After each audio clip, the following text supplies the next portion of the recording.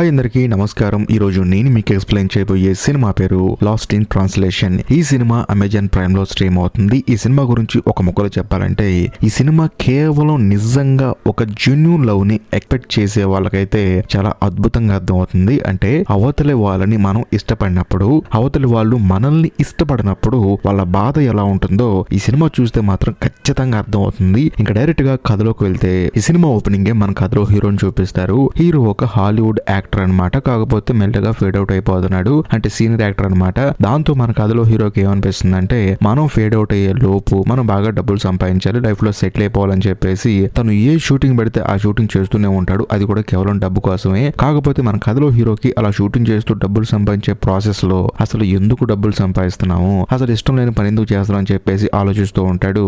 అయినా సరే డబ్బుల కోసం షూటింగ్ చేస్తూ ఉంటాడు. ఇదిలా ఉంటే ఒక రోజు మన కథలో హీరో షూటింగ్ కోసం అని చెప్పేసి జపాన్ వెళ్తాడు. వెళ్ళిన తర్వాత హీరో ఒక హాలీవుడ్ యాక్టర్ కదా, అందుకని తనను బాగా రిసీవ్ చేసుకుంటారు. కాకపోతే హీరో ఆ జపాన్ హోటల్ దిగే లోపే హీరో వాళ్ళ భార్య ఏం చేస్తుందంటే తనకి ఒక ఫ్యాక్స్ పంపిస్తుంది. అందులో ఏం రాసి ఉంటుందంటే, ఏమండి ఈ రోజు అబ్బాయి పుట్టినరోజు అండి, పుట్టినరోజు మర్చిపోయి కూడా మీరు పని చేసుకుంటున్నారు, ఏం చేస్తాం, సర్లే మీరు పని చేసేది మా కోసమే కదా, పిల్లాడి బర్త్డే నేను సెలబ్రేట్ చేస్తానని చెప్పేసి అందులో రాసి ఉంటుంది. దాంతో హీరో కూడా బాధపడతాడు. పిల్లాడి బర్త్డే కూడా చేసుకోకుండా నేను పని చేస్తూ ఉన్నానని చెప్పేసి ఆ తర్వాత హోటల్ రూమ్ కి వెళ్తాడు. పడుకుందామంటే మనోడికి నిద్ర కూడా పట్టదు. ఎందుకంటే ఒక్కొక్క షూటింగ్ కి ఒక్కొక్క కంట్రీ వెళ్తున్నాడు. ఇప్పుడు జపాన్ వచ్చాడు, ఇక్కడేమో టైం లైన్ మారిపోయింది. దాంతో హీరోకి నిద్ర రాక పక్కనే ఉన్న బార్కి వెళ్తాడు. వెళ్ళిన తర్వాత ప్రశాంతంగా మంత్ అవుతూ ఉంటాడు. అక్కడున్న వాళ్ళు కూడా హీరోని గుర్తుపట్టి సార్ మీరు హాలీవుడ్ యాక్టర్ కదా అని చెప్పేసి అంటూ ఉంటారు. దాంతో హీరోకి ఏంటంటే ఎక్కడికి వెళ్ళినా మనశ్శాంతి లేదు, నాకంటూ ఒక ప్రైవేట్ లైఫ్ కావాలని చెప్పేసి తనలో తాను బాధపడుతూ ఉంటాడు. ఆ తర్వాత హోటల్ రూమ్ కి వెళ్ళి ప్రశాంతంగా పడుకుందాం అంటే తనకేమో నిద్ర రాదు. అదే సమయంలో తనకి ఒక ఫ్యాక్స్ వస్తుంది అనమాట. అది కూడా తన భార్య దగ్గర నుంచి. అందులో ఏం రాసి ఉంటుందంటే, మన ఇంట్లో కబోర్డ్ ఫిక్స్ చేస్తున్నాం కదా, దాని మోడల్ ఇదిగో, ఏది ఏమైనా సరే నీకు చూపించాలి కదా, అందుకే చూపించేస్తాను అని చెప్పేసి ఆ ఫ్యాక్స్ లో రాసి ఉంటుంది. దాంతో హీరోకి భయంకరంగా కోపం వస్తుంది. ఎందుకంటే బేసికల్ గా హీరోకి పెళ్ళై ఒక పిల్లాడు ఉన్నాడనే కానీ ఏ రోజు తన మ్యారేజ్ లైఫ్ లో హ్యాపీగా లేడు. ఎందుకంటే తన భార్య అనుకున్నదే జరగాలని చెప్పేసి తను ఎప్పుడు మొండిగా ఉంటుంది. కానీ పై మాటకు మాత్రం హీరోని అన్ని అడుగుతూ ఉంటుంది. చివరిగా తనకు నచ్చిందే చేస్తుంది. దాంతో హీరో తన మ్యారేజ్ లైఫ్ గురించి ఆలోచిస్తూ బాధపడుతూ ఉంటాడు. కట్ చేస్తే మరోవైపు మన కథలో హీరోయిన్ చూపిస్తారు. బేసికల్ గా హీరోయిన్ కి పెళ్ళిందనమాట. అది కూడా చాలా చిన్న వయసులో. కాకపోతే హీరోయిన్ వాళ్ళ హస్బెండ్ ఏంటంటే సెలబ్రిటీ ఫోటోగ్రాఫర్ అనమాట.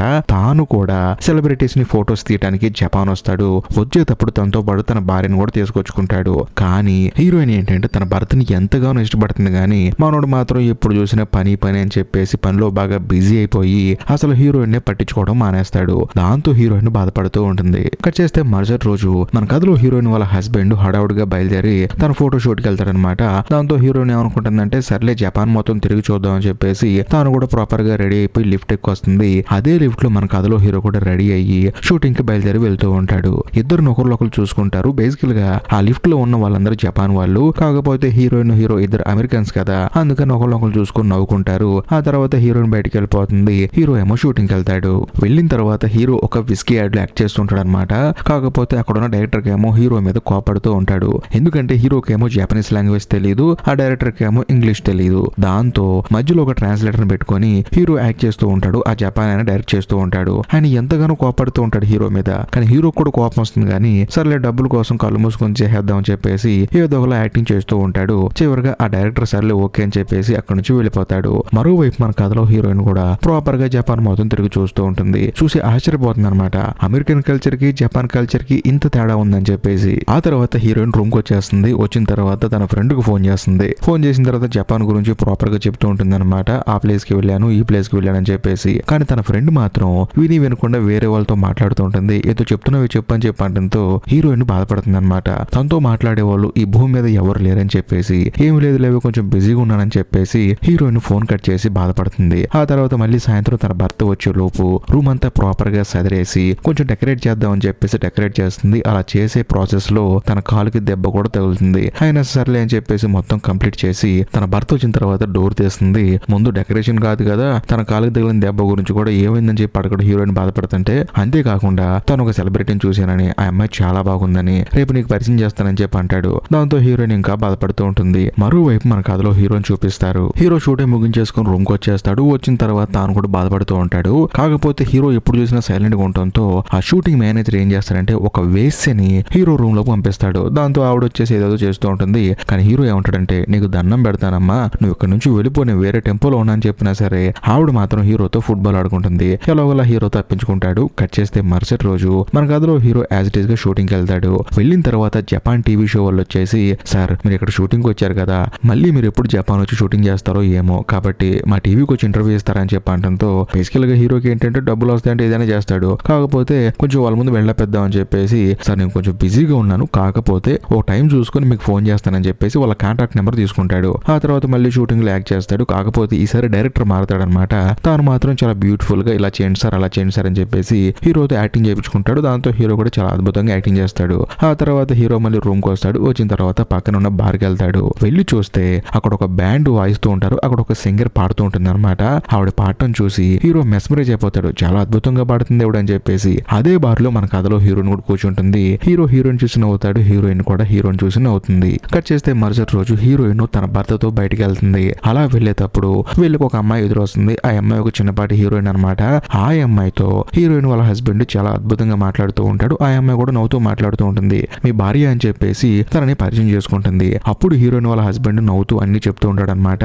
హీరోయిన్ కి ఒక విషయం అర్థం అవుతుంది, నా భర్త నాతో తప్ప ప్రపంచంలో ప్రతి ఒక్కరితో నవ్వుతూ మాట్లాడుతూ ఉంటాడని చెప్పేసి. దాంతో హీరోయిన్ కు చిరాకు వచ్చి మీరిద్దరు మాట్లాడుకోండి నేను పక్క వెళ్తానని చెప్పేసి తను అక్కడ నుంచి పక్క వెళ్ళిపోతుంది. ఆ తర్వాత ఊరు మొత్తం తిరిగి మళ్ళీ సాయంత్రం తిరిగి ఇంటికి వస్తుంది. వచ్చిన తర్వాత ప్రశాంతంగా పడుకుందాం అంటే నిద్ర పట్టదు. సర్లే అని చెప్పేసి మళ్ళీ పక్కన ఉన్న బార్కి వెళ్తుంది. అదే సమయంలో మన కథలో హీరో కూడా హోటల్ రూమ్ లో నిద్ర పట్టదు. దాంతో తాను కూడా అదే బార్కి వెళ్తాడు. వెళ్ళిన తర్వాత హీరోయిన్ పక్కనే కూర్చుంటాడు. సో ఒకళ్ళు చూసుకున్నారు కదా, సార్ మీరు హాలీవుడ్ యాక్టర్ కదా అని చెప్పి అంటంతో అవునండి అని చెప్పేసి అంటాడు. ఇక్కడికి ఎందుకు వచ్చారండి అని చెప్పి అడిగితే ఏముందండి డబ్బులు ఇస్తే యాక్టింగ్ చేస్తాను, అందుకని ఇక్కడ డబ్బులు ఇచ్చారు ఇక్కడ యాక్టింగ్ చేయడానికి వచ్చానని చెప్పి అంటంతో హీరోయిన్ నవ్వుతుంది. ఎందుకంటే ఎంతో జెన్యూన్ గా ఎవరు మాట్లాడతారు చెప్పండి అని చెప్పేసి. ఆ తర్వాత ఇద్దరు మాట్లాడుకుంటూ ఉంటారు. వెంటనే హీరో హీరోయిన్ తో ఏమంటాడంటే నువ్వు ఇక్కడ చదువుకుంటున్నావు అని చెప్పి అడిగితే లేదండి నేను ఆల్రెడీ స్టడీ కంప్లీట్ అయ్యి 1 year అవుతుంది, పెళ్లి చేసుకున్నాను, నా భర్తతో ఇక్కడికి వచ్చానని చెప్పి అంటంతో ఓ అవునా సరే పెళ్లి అయిపోయింది మరి నెక్స్ట్ టైం నువ్వేం చేస్తున్నావు అని చెప్పి అడిగితే హీరోయిన్ బ్లాంక్ అయిపోతుంది. ఎందుకంటే హీరోయిన్ కి పెళ్లి అయిన తర్వాత తన జీవితంలో ఏం అవ్వాలో కూడా తెలియదు,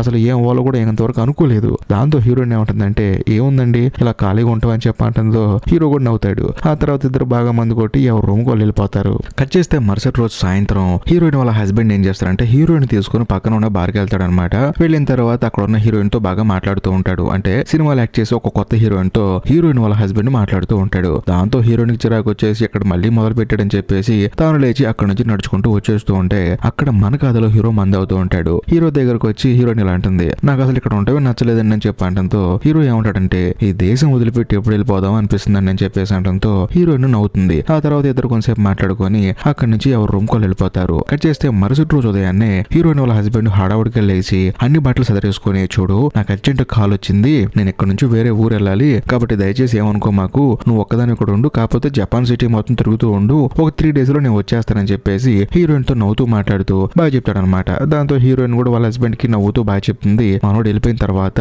రూమ్ లో కూర్చొని బాధపడుతుంది. ఏంటి నా జీవితం ఇలా అయిపోయిందని చెప్పేసి సర్లే అని చెప్పేసి స్విమ్మింగ్ పూల్ కి వెళ్దాం అని చెప్పేసి వెళ్తున్నప్పుడు సడన్ గా హీరో ఎదురవుతాడు. ఎదురైన తర్వాత సరే సాయంత్రం మన ఇద్దరం బయటికి వెళ్దామని చెప్పడంతో హీరో కూడా దాని ఏముంది వెళ్దామని చెప్పేసి తన రూమ్ కి బయలుదేరి వస్తాడు. వచ్చి చూస్తే అందులో వాళ్ళ ఆవిడ ఒక ఫెడెక్స్ లో పంపించింది అనమాట కలర్స్. ఆ కబోర్డ్ కి ఏ కలర్ ఉంటే బాగుంటుందని చెప్పేసి. కానీ హీరో మనసులో ఏం రన్ అవుతుందంటే ఇందులో నాకు నచ్చే కలర్ లేదన్న సంగతి నా భార్యకి తెలుసు, నాకు తెలుసు, కాకపోతే నా భార్యకి నచ్చిన 10 కలర్లు పంపించింది, అందులో నేను సెలెక్ట్ చేసినా సరే నా భార్య తనకు నచ్చింది సెలెక్ట్ చేసుకుంటుంది, అలాంటప్పుడు అసలు నాకు ఎందుకు పంపిస్తుంది అని చెప్పేసి హీరో బాధపడుతూ వాటిని పక్కన పడేస్తాడు. కట్ చేస్తే ఆ రోజు సాయంత్రం హీరో హీరోయిన్ ఇద్దరు కలిసి ఊరు మొత్తం చుట్టేస్తారనమాట. బేసికల్ గా హీరోయిన్ తన భర్తతో ఇక్కడికి వచ్చిన తర్వాత ఏ ప్లేసులకి వెళ్ళాలి ఎలా ఎంజాయ్ చేయాలని చెప్పి ప్లాన్ వేసుకుందో అదంతా మన కథలో హీరోయిన్ పక్కన పెట్టుకొని చేసేస్తుంది. హీరో కూడా ఏంటంటే ఇప్పుడు దాకా తనకంటూ ఫ్రెండ్ ఎవరు లేరు ఇక్కడ అని చెప్పేసి హీరోయిన్ తో కలిసి పబ్బులకి షికార్లకి పార్టీలకి వెళ్తాడు. ఒక సందర్భంలో హీరోయిన్ బాగా మందు కొట్టేస్తుంది. దాంతో హీరో ఏం చేస్తాడంటే హీరోయిన్ తీసుకెళ్లి తన రూమ్ లో పడుకోబెట్టి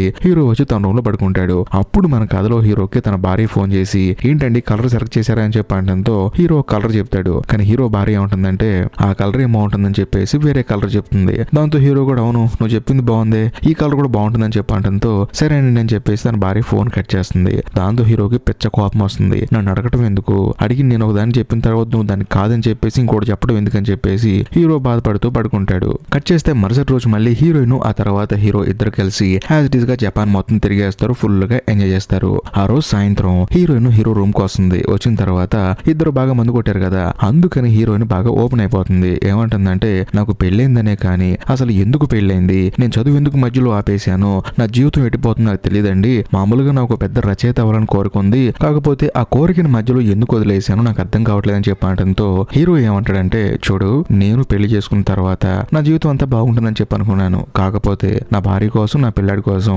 షూటింగ్లు చేసి డబ్బులు సంపాదిస్తున్నాను తప్ప నాకంటూ నిష్ఠపూర్వకంగా ఏ పని చేయట్లేదు, కాబట్టి నీ జీవిత లక్ష్యం కోసం నువ్వు పని చేయి, అంతేకాకుండా నేను ఎవరు పట్టించుకున్నా పట్టించుకోకపోయినా నువ్వు పట్టించుకో, నీ కోసం నువ్వు బతుకని చెప్పేసి హీరోయిన్ చెప్తాడు. దాంతో హీరోయిన్ కూడా అవును కదా అని చెప్పేసి అంటూ ఉంటుంది. ఎందుకంటే హీరో సగం జీవితం అయిపోయింది, తను మళ్ళీ కొత్తగా స్టార్ట్ చేయడానికి ఏమీ లేదు, కాకపోతే హీరోయిన్ మాత్రం నేను తప్పకుండా అవ్వాలనుకున్న అవి తీరుతా అని చెప్పేసి అంటుంది.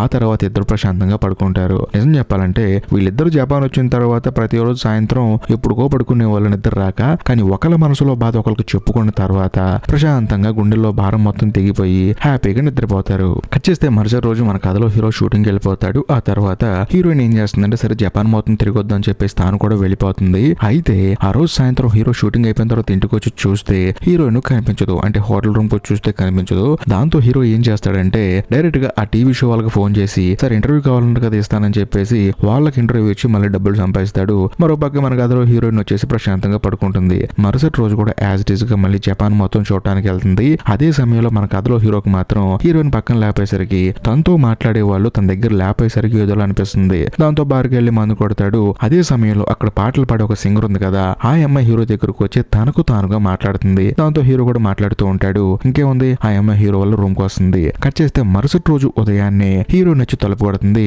అప్పుడు హీరో వచ్చి తలుపు తీసి చూస్తే లోపల సింగర్ ఏమో పాటలు పాడుకుంటూ బాత్రూమ్ లో స్నానం చేస్తుంది. దాంతో హీరోయిన్ కి మైండ్ బ్లాక్ అయిపోతుంది. సో వెంటనే రాంగ్ టైం లో వచ్చానని చెప్పేసి తను అక్కడి నుంచి వెళ్ళిపోతుంది. కట్ చేస్తే ఆ రోజు సాయంత్రం ఇద్దరు కలిసి మళ్ళీ హోటల్కి వెళ్తారనమాట. కాకపోతే హీరోయిన్ మనసులో ఏం రన్ అవుతుందంటే ఇప్పుడు మనోడు తన రూమ్ కు ఒక అమ్మాయిని తెచ్చుకున్నాడు, ఒకవేళ నాతో కూడా మాట్లాడుతూ ఆ అమ్మాయిలను ట్రీట్ చేస్తాడేమో అని చెప్పేసి, అంటే ఆ అమ్మాయిని తీసుకొచ్చుకున్న ఉద్దేశంలో నన్ను చూస్తాడేమో అని చెప్పేసి హీరోయిన్ తనలో తను ఆలోచించుకుంటూ ఫుడ్ తినేసి అక్కడి నుంచి హీరోతో పెద్దగా మాట్లాడకుండా వెళ్ళిపోతుంది.